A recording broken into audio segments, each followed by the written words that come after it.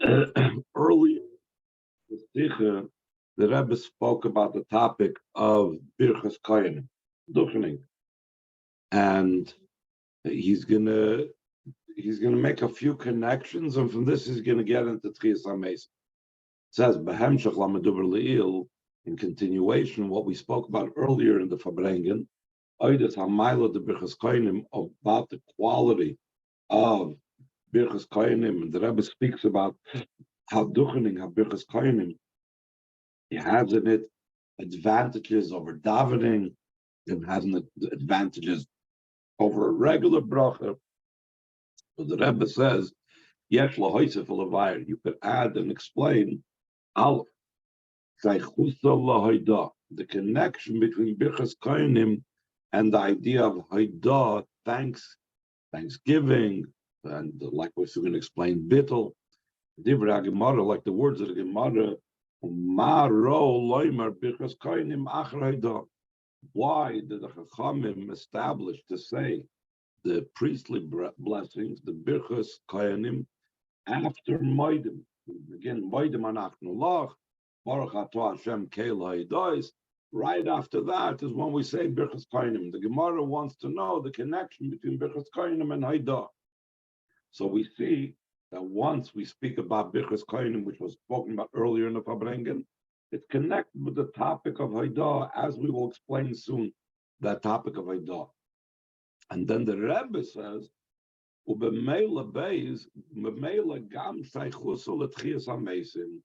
also have to understand the connection between Birchas Koyanim and the resurrection. The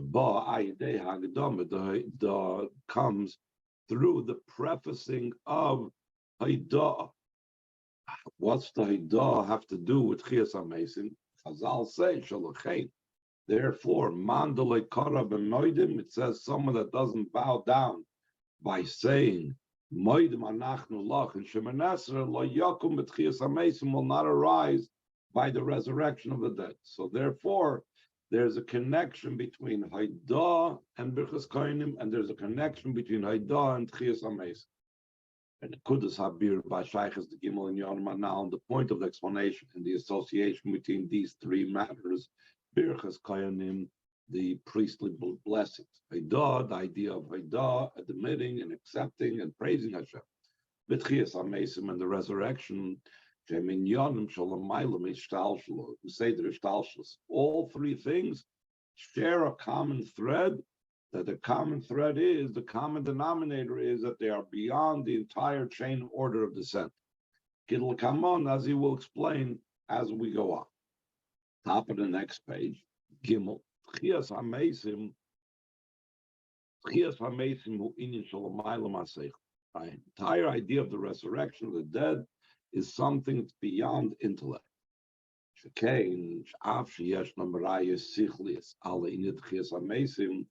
Though there are intellectual proofs, logical proofs for the matter of the resurrection, for example, the Gemara says, the loy have chaye, those that weren't, became alive, the have chaye, those that were alive, like Kolshke, isn't it? Surely that they'll be alive. So the Rebbe explains it in the parentheses. We find that those that were never alive, they are formed and they are born and they live. The other hand, so if so, those that already were born, those that already live, like Kolshkein, isn't it? How much more so that they'll return and live? In other words, it makes no sense. Birth is completely beyond logic. And if someone is able to be born out of nothing, so someone that once existed, for sure could be revitalized, reborn. But, and there's other proofs that the Chazal or others bring. It says in the footnote that the Rebbe mentioned over here by his Farbrengen another proof, but they don't have it. They're missing it. Obviously, the Kleisering didn't record it, whatever. There is clear, unambiguous proof that those that were passed away will become alive. Income biur v'hesber, but there's no explanation of here shenoisen musig v'avona that gives us some type of grasp and some type of understanding. How will it take place? In other words, there's no clear understanding logically the process that can make someone that was previously dead will be alive, and further he's going to explain, and also what's life, the ongoing life, how's it going to be? Just like the general idea of Tchiyas HaMesim is not something understood rationally. How and what will be? So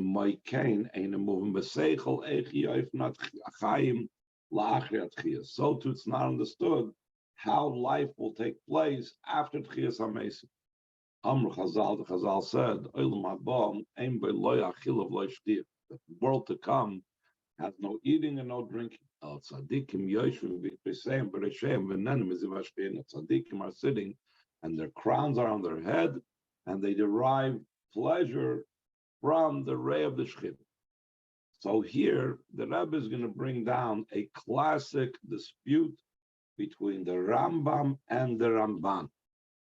And Chassidus and Kabbalah rules according to the Ramban. When the Chazal say over here, the word Olam Haba, throughout Mamori Chazal, Olam Haba can mean different things. All it is the world to come. That's the literal meaning of Olam Haba. But what are we referring to when we refer to Olam Haba? So das Rambam, the opinion of the Rambam is Shakavon of Olam Haba Khan. The intention over here, where it says the world to come, is Gan Eden, is referring to Gan Eden, the spiritual reward. It's the reward for neshamas without any bodies. So the Ramban has a question on him. The Ramban already questioned, how can the Rambam say that when it says that the world to come has no eating and drinking, it's referring to Gan Eden. If it's true, like the Rambam interprets it, that's going on Gan Eden, where there's only neshamas without bodies. What new thing is the Gemara trying to tell us? It's not a chiddush. It's not something that you need to have to be told that in Gan Eden there's no eating and drinking. Is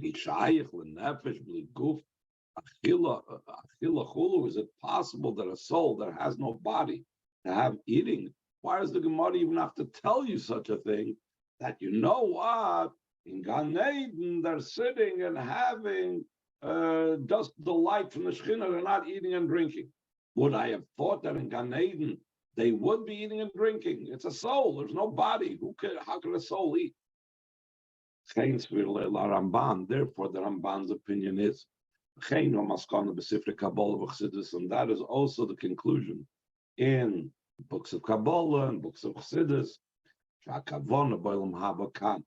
The meaning over here in this phrase, where it says Olam Haba doesn't have eating and drinking, is Olam Atchiyah, the world of the resurrection. That is a reward for the souls the way they are in the bodies. And that's the chiddush. That the person will be in a physical body, and despite that,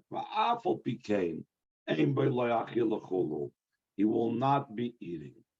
So now the Rebbe is going to explore a very interesting thing. Why is this so? Why, when Mashiach comes, will we not be eating and drinking if we have a physical body? The Rambam actually has a problem with this type of view, because he says, why did Hashem then give us a stomach? Why did he give us, digestive system? Then when we resurrect from the dead, if there's no eating? So we need to have a reason why there's not going to be any eating and drinking. So what's the reason that there's not going to be any reason eating and drinking when Mashiach comes? Or in Tchiyas HaMesim, the reason for this is Lefisha oila matchia yene gam haguf v'kabel chayusoi meziv hashchina. When Mashiach comes, when will be the resurrection, so then even the body will derive pleasure and it will receive its vitality and life from the ray of the Shekhinah. Like the conclusion of it, it says, El tzadikim yoishvim v'nanim meziv hashchina. Tzadikim are sitting and having delight and enjoying the ray of the Shekhinah. That will supply them with their sustenance. That will supply them with the vitality. I know this means shame shebezman hazeh, just like these days. Kayis haguf, the life of the body. I know chibur hanefesh maguf. What causes the soul to stay attached with the body? It's through physical eating and physical drinking. Came bezman atchiyas, so to the times of tchiyas hamesim, yechayis haguf meziv hashchina. The life of the body will be from the ray of the Shekhinah. Now the Rebbe adds, he say to us even more so. Just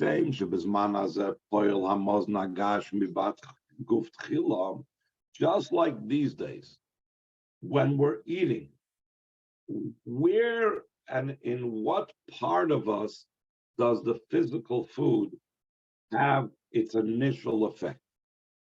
First, it affects the body. First, the food becomes digested and becomes like my own blood, like my own flesh. And therefore, therefore it strengthens the body, it gives physical health to the body. By days of toil, through that it affects also in the soul, that the soul should be joined with the body. Can you say that I'm lost? So to will be the order of the drawing down of the life force when Mashiach comes. When the body will derive pleasure from the ray of the Shekhinah. Initially, the body will derive pleasure and it will be sustained and it will get its vitality from the ray of the Shekhinah. And through the body, the kabel gam haneshama ziv hashchina. The neshama will need to get the ziv of the Shekhinah via the body, just like in the physical eating now. That the neshama's connection with the body is first by the body eating the food and the food strengthening the body. So to a Mashiach comes, the body will first derive the power and its energy from the ray of the Shekhinah, and then the neshama will take from the body the Indians and this idea. The guf gashmi in the physical body will be sustained by the ray of the Shekhinah. Not only that, and also the fact that the delight and enjoyment of the neshama from the ray of the Shekhinah is via the body.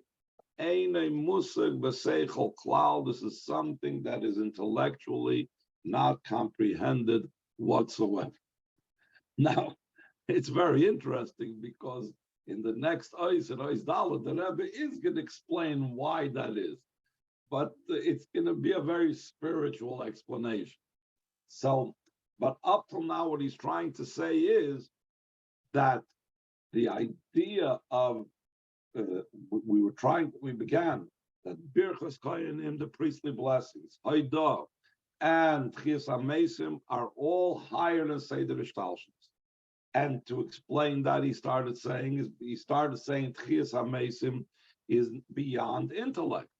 And it's not just the fact that how the neshama will, how the body will be resurrected is beyond intellect, but even the very fact about how they will live afterwards is also beyond intellect, that the soul will receive from the body, that the body will receive from the Ziv HaShekhinah. Now, even though he said it's beyond intellect, he still can explain the intellectual aspect of it according to Kabbalah. The explanation of the matter, How is it possible by the resurrection of the dead will the body be sustained from the ray of the Shekhinah? And since in the future, in the times of Tchias HaMesim, there'll be a revelation of the light of Soiv Kalam. The light of not like these days that there's only a revelation of the light that fills all the worlds, as opposed to the revelation of the light of Soiv is not internalized and does not become one with the person, because Soiv Kolalmin is an encompassing light, it's a transcendent light, it's above permeation, it's beyond becoming completely one. Memalis, what it fills the worlds. It's like a neshama that fills the body, so too it says Hashem fills the worlds. It's a level of a malakala. So when Mashiach comes, it's going to be a revelation of the light of Soiviv, that now the Soiviv is not something that comes down as internalized in this world. So it goes on to explain the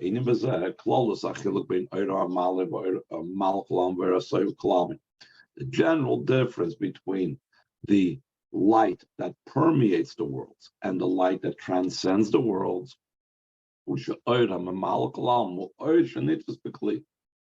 light of Memalakalalmin is a light, it's a godly revelation, it's a godly energy that is able to become grasped within the vessel.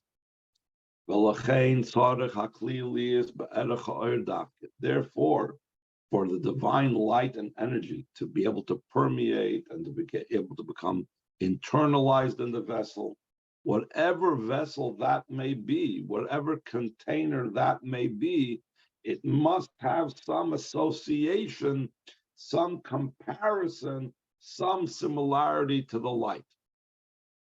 A simple idea. For example, the power of seeing, the sole power of seeing, cannot come down into a person's toe. The toe is not a keli that can contain in it the spiritual power of sight that the neshama has. On the other hand, the eyeball is made in such a way, we don't understand exactly how, but it's made in such a way that it can contain in it the power of sight. So that is the way Memal Kalamin works. Memal Kalamin works that the vessel, the container that has in it the light, has to be some similarity to the light that comes into it.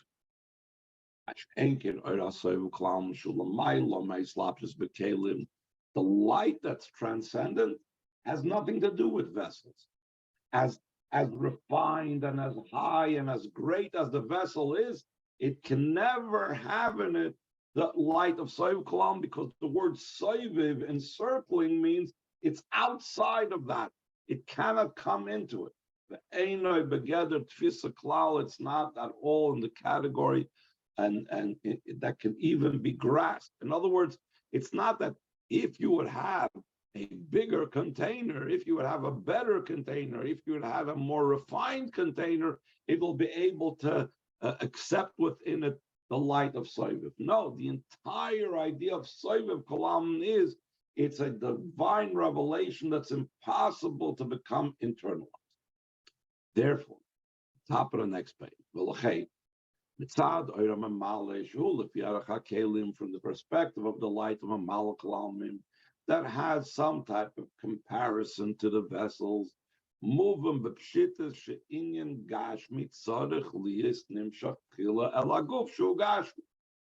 so it's understood. A physical thing relates first and more to a physical thing. So therefore, when you have physical food, it relates first to the physical body. Afterwards, by extension, so the body can help out with the energy that it receives from the physical food, it can help out in the neshama. On the other hand, the inyan ruchni, if the person is receiving some spiritual thing, idea, something else.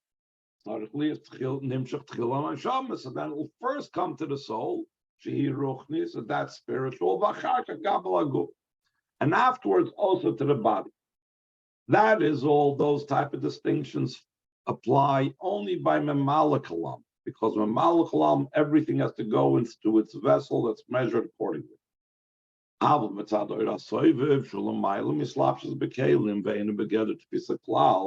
But from the perspective of the light of Soivklam, that's beyond becoming enclosed in vessels. That's not at all in the category of something that could be grasped. You're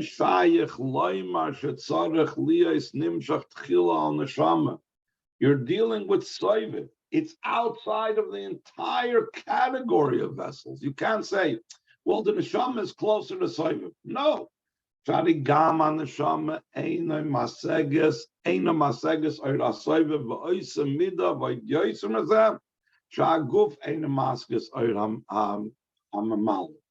The neshama does not grasp the light of Soivklam in the same measure, in the same manner, and even more than the body cannot comprehend the light of Mamalklam.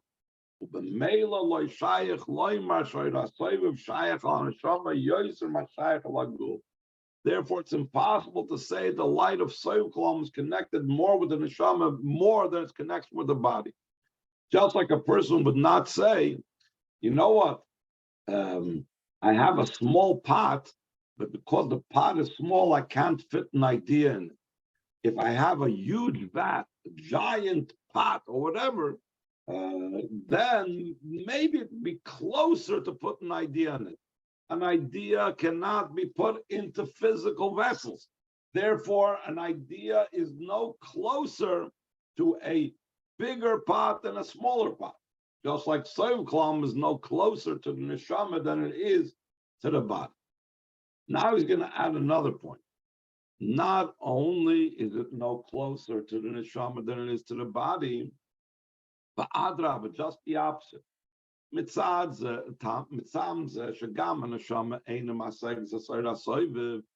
the very reason that the neshama does not comprehend the light of Soiviv Kolalmin, the light of Soiviv has more of a connection lahaguf, to the body. Why? How can it have more of a connection to anything? You're saying it's transcendent, it's beyond everything.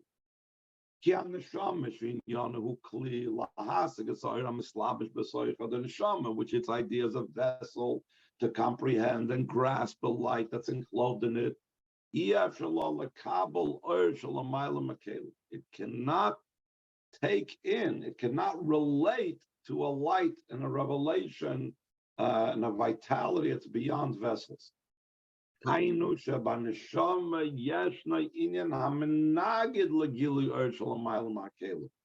neshama has in it something that opposes this revelation of light that's beyond vessels.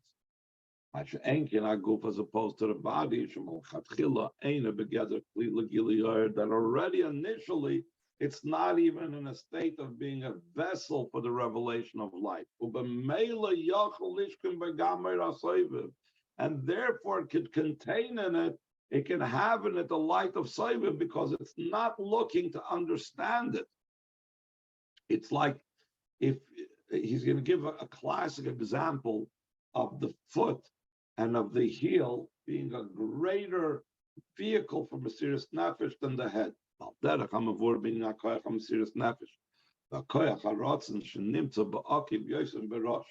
down that the power of self-sacrifice and the power of will is found more in the heel than the head.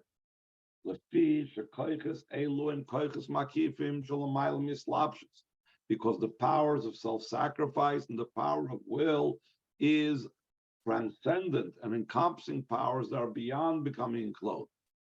And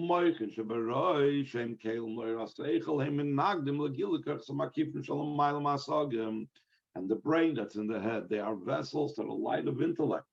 They are in opposition to the revelation of the transcendent koiches that's beyond comprehension. So in other words, like this, my brain will not relate to mysterious nefesh. My brain needs to understand everything. Self-sacrifice is something that the brain cannot logically accept. Because of that, the foot that's not about understanding can accept that more.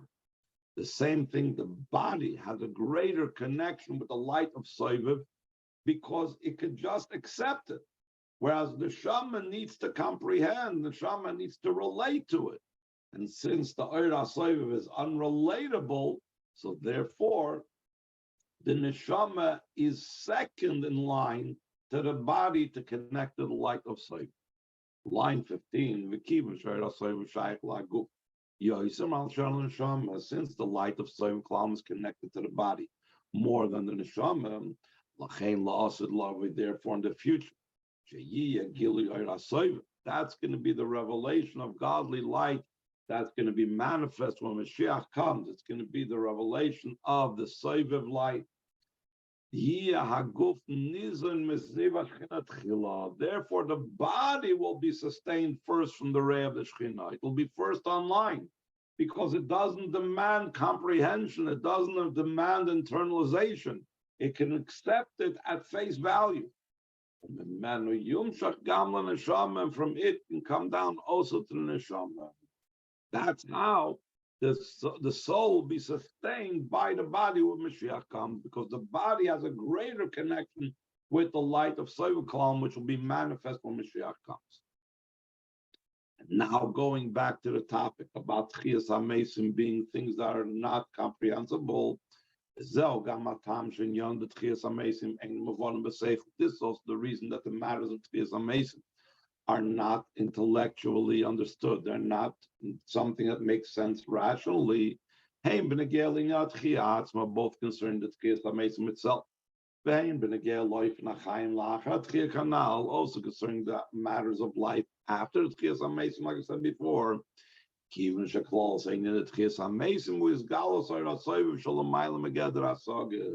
Since the general idea of the resurrection of the dead is the revelation of the light of Soviv Kalam that's beyond the entire category of comprehension.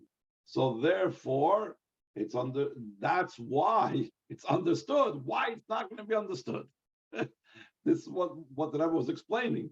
It's explaining, the Rebbe is explaining how the matters of Tchias HaMesim are things that are beyond comprehension. Like we began at earlier to say that the Birchas Koyanim and Haidah and Tchias HaMesim are all beyond Seder Ishtalsh. Then the Rebbe goes on and I say, V'achana v'agdam Tchias HaMesim in Haidah, and the preparation and the introduction to Tchias HaMesim is the idea of admitting and accepting beyond intellect, because it makes sense what we just now said. Haidah, what's the idea? Haidah, person admits, he accepts, even though he doesn't understand. Though he doesn't comprehend the matter intellectually, still in all he accepts and admits that this is the truth. Ideas of bittul beyond intellect and comprehension. Therefore, Haidah is a preparation for Tchias HaMesim. Why? For the reason we just now explained. Since Tchias HaMesim is a revelation of the light of Soviv that's beyond comprehension. So therefore, to lead into that, our approach has to be in the way of Haidah. Our approach has to be accepting things beyond intellect. It's even more gishmaka, the connection with Tchias HaMesim, in addition to the very matter of acceptance and admitting,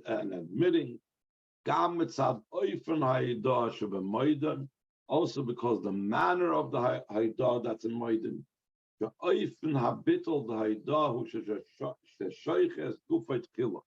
the manner how he expresses his Haidah in Moedim Anachnu Lach is that by Moedim he bends his body. Physically, he bends his body. That's the first thing that takes place. The body is being bent. By days of poil bittel gam benafshe, through that he affects, by the body bending, he affects also a bittel in the soul. Menafshe kara, like Chazal say, it's his soul that's bowing down. Similar to the type of revelation of Tchias HaMesim, Shetchila Yin is Naguf, initially the body is sustained. And through it the neshama also receives its sustenance. This is also the connection of Birchas Kohanim Taidam, and therefore also Tchias HaMesim. Even Shagam Birchas Kohanim Yamshacha Shalomayel Meseid Rishtalshos Kanal Barucha. In the Sikha earlier, he spoke about over there how Birchas Kohanim is something that's totally beyond Seder Ishtalshlos. It has nothing to do with something that the person is lacking or missing. Davening, you're davening for something that you're lacking. Birchas Kohanim is a bracha coming from above before the person requests it, and it's totally beyond Seder Ishtalshlos, and that's why it reaches very much below. Like the Rebbe explains. But yes, we can add to this the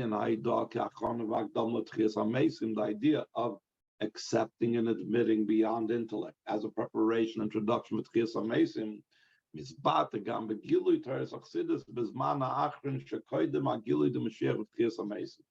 It's also expressed in the revelation of the teachings of Chassidus in the latter time that's prior to the revelation of Mashiach and Tchias HaMesim.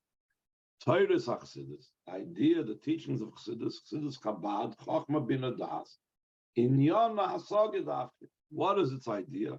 Comprehension. The Tachlis idea, along with that Hasaga, it's felt in it, this idea that the purpose and the goal of knowledge is to reach a state of where we don't know you. So the Rebbe says, seemingly this is contradictory. Seemingly it's not understood. Since the goal of the knowledge is not to know you, the primis ha-Torah einam boim ba'asaga gemuruk ma'inyanim shubagai the Torah. Eventually, the matters of the inner part of the Torah is not as well and clearly comprehended as those things that are in the revealed part of the Torah.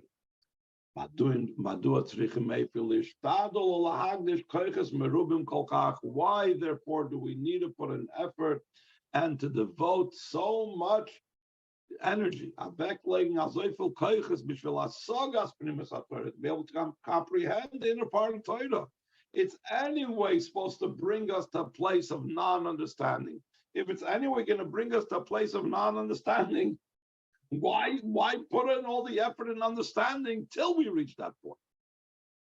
So the Rebbe continues, Ella, the idea behind this is, Shakavani, the intention is,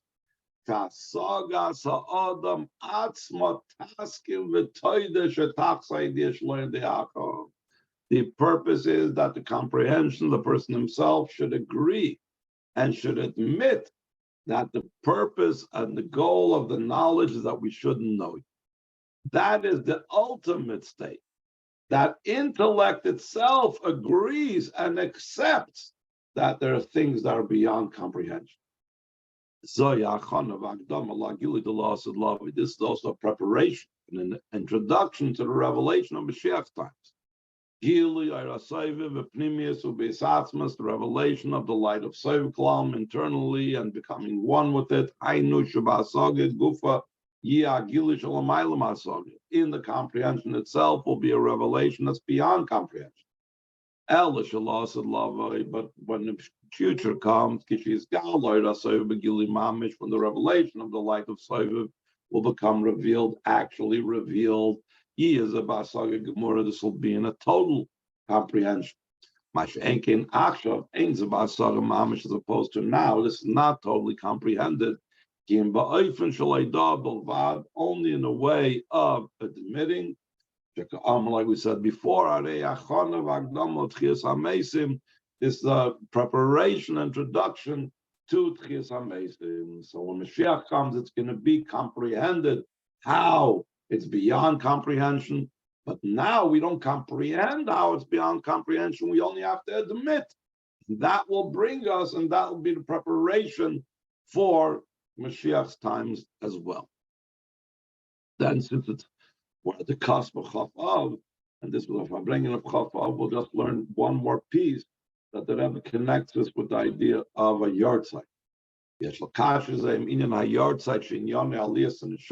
connect it with the idea of a yahrzeit, that a yahrzeit is about the neshama going higher. And every yahrzeit, the neshama goes up higher. By prefacing, in truth, every day the neshama in the spiritual realms goes up higher. Chazal say, Tzaddikim do not have any rest, not in this world, not in the world to come. Like it says, they will go from strength to strength. The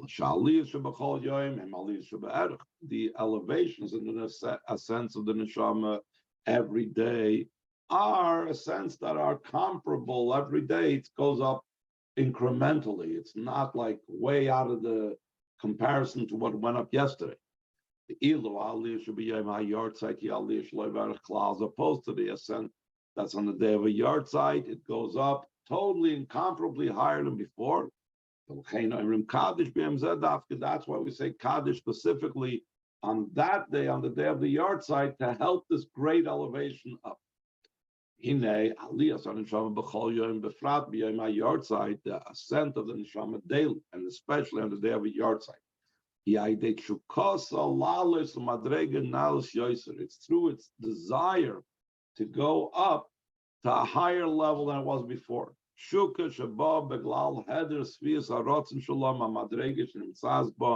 A desire that comes as a result of being unsatisfied, dissatisfied from the level that it's at.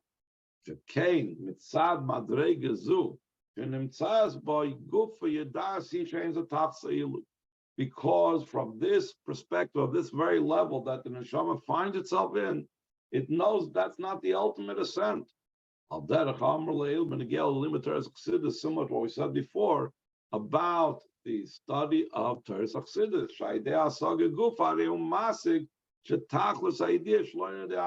that through the Hasaga itself, through the comprehension itself, he comprehends that the ultimate knowledge is not to know you, that the Eibush is incomprehensible.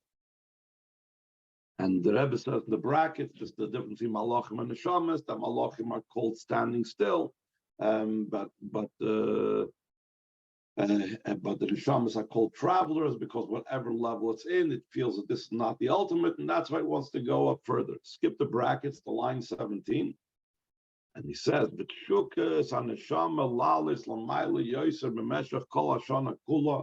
the desire of the Neshama to go up higher throughout the entire year. A whole year, the neshama desires to go up higher, and that's why it goes up incrementally every day. It's a preparation for its ascent on the day of a yahrzeit, in an ascent that's totally incomparable. Similar to what we said before. That studying Teres Chassidus these days, where we comprehend that we don't yet know what and how, we don't comprehend anything. Is preparation for the light of Sovev when Mashiach comes. And the elevation, the ascent of the neshama this day affects an ascent also, and all those are associated with that neshama. And the fellas etzem aliyah shaloi barachlal b'chol yanayim, that's affected by them, an elevation also totally incomparable to